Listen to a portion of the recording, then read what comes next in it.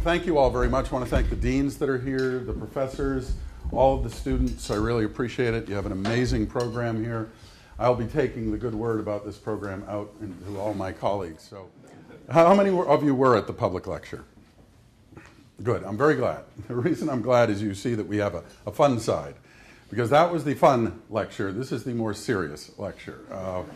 And I wanted to contribute a little bit to your thinking and relate some of the crazy events that have gone on right here at OU over the past 5 weeks to our profession, to our business, because the intersection is pretty clear, right? And so I wanted to comment on that. I prepared some remarks to do it. And in these brief remarks, I want to offer some observations. I want to empathize with all of you as students and faculty here, and also want to compliment the institution and its leadership. I have spent 35 years in the business of helping large institutions with their reputation, and also as a student of the media. And those two worlds could not be more challenging and crazy right now because of how many things have changed. As Will Rogers said, who I've done my research and learned he was born 153 miles from here, one of the most famous quotes in all of the reputation land, it takes a lifetime to build a good reputation and 1 minute to lose it. Well, we could kind of update that, right here at OU. It takes 125 years to build a great reputation and potentially one YouTube video to have it taken away from you. It is genuinely a crazy time. And if things got a little intense around here 5 weeks ago, I would attribute to something we're increasingly calling the piranha effect. And I think you already know what the metaphor is there. The piranha effect is a national and potentially global, potentially lethal, social media-fueled feeding frenzy that wasn't remotely possible 10 years ago. On the one hand, this can be a very good thing, right? It's the democratization of the media. It means power is in the hands of the individual, and that can be a great thing. The giant, towering, monolithic institution doesn't get to do whatever it wants. Sometimes it's found out for not really aligning its values with its behavior, and I do think that that has a very big upside. On the other hand, though, it can be a grotesquely unfair dynamic to a great institution. And so, full disclosure, Ketchum, among other things, worked with Penn State in the months following the Sandusky scandal. We were brought in by the University of Virginia just a few months ago after the Rolling Stone article about sexual abuse. We've worked with Notre Dame for the last 2.5 years as incidents on their campus were attributed in some measure to the dominance of the football culture.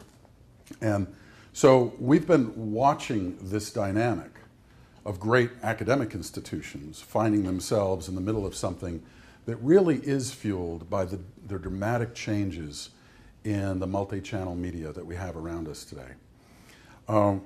So consequently, we're growing a growing body of knowledge and kind of set of best practices in these situations. That there are ways to prepare. There are ways to respond. And these days, we're citing the University of Oklahoma as a very recent example and as a very positive example.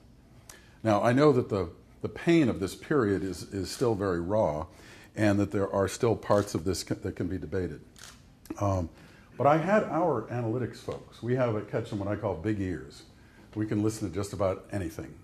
We have to for our clients. We're in 70 countries, and we have hundreds of clients.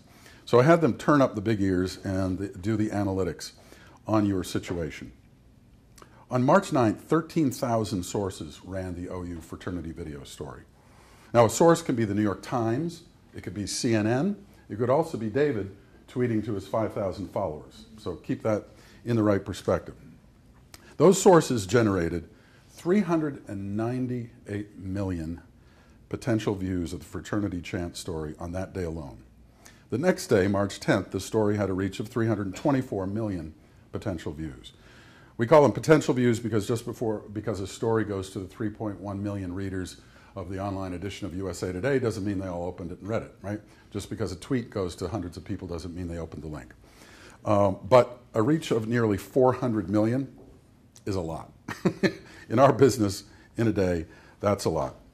By the middle of last week, April 14th, when I told our friends in analytics to stop monitoring, the conversation about OU and the fraternity video had reached over 1 billion views. So if it sounded and felt a little bit like someone had their hands around your neck around here, that's why. That is a firestorm. But an interesting thing happened during the first week that is instructive for all of us, particularly in the reputation business.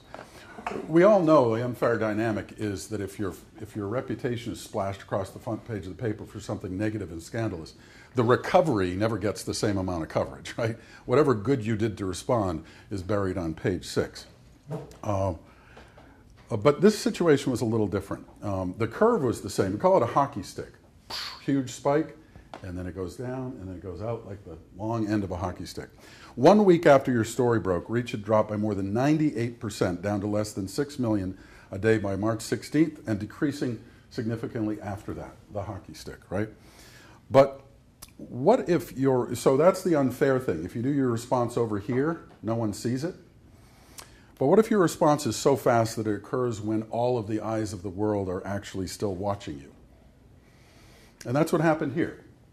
Back when over 300 million people were watching this all in one day,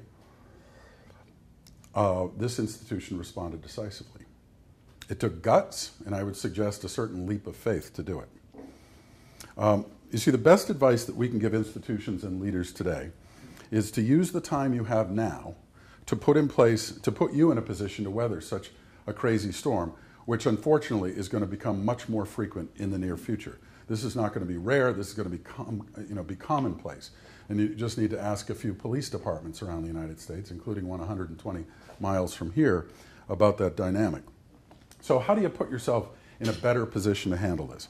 Well, it's not just a crisis preparedness plan anymore and some training, or even having a highly qualified PR firm like Ketchum available on speed dial.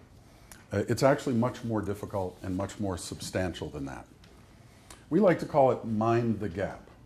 So for those of you who have been, David's from London, those of you who have been to London, you know the sign down in the London Underground, the tube, says mind the gap between the train and the platform, right?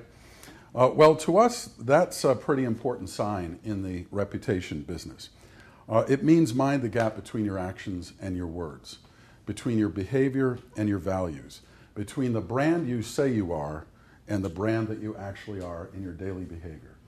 I think we should all keep in mind a brand is what a brand does, even more than what it says. I tell our folks at Ketchum, let's not focus all of our energy on promise making about these brands. Let's help them with their promise keeping. And that's why we have a big change management practice that focuses on the internal dynamics so people can be brand ambassadors as part of your marketing campaign. This talk, by the way, it didn't say it at the beginning, but it's called Piranhas in a Fishbowl. We happen to be in the fishbowl. I didn't know that when I wrote it. But today, all institutions are in a fishbowl. Everyone sees everything. And of course, as I said, this can be a good thing. As the author and consultant Don Tapscott once said, sunlight is the best hygiene. It forces you to examine who you really are, what your values are. But Don also says, if you're going to be naked, you better be buff. If everyone's going to see everything, it better stand up to scrutiny. And that's what happened here. On a foundation of 125 years that built equity with countless constituents, while 300 million people were still watching, and with a clear sense that this was wrong and counter to your values, you responded. President Boren responded. This is unacceptable. This does not represent our values. Now, we'll all be able to sort and parse the details later. Yes, there are issues to debate, but the bottom line judgment was fast, and it was clear, and it was communicated well. No committee to investigate for 2 weeks, decisive action while the world was still watching, which is critical. And I think others can really learn from that. Others need to build their equity. Others need to be certain in their values. Others need to respond sooner. So that's the lesson from Oklahoma. Build a solid foundation on genuine values so that you can respond decisively and respond sooner. So, some observations. Thank you.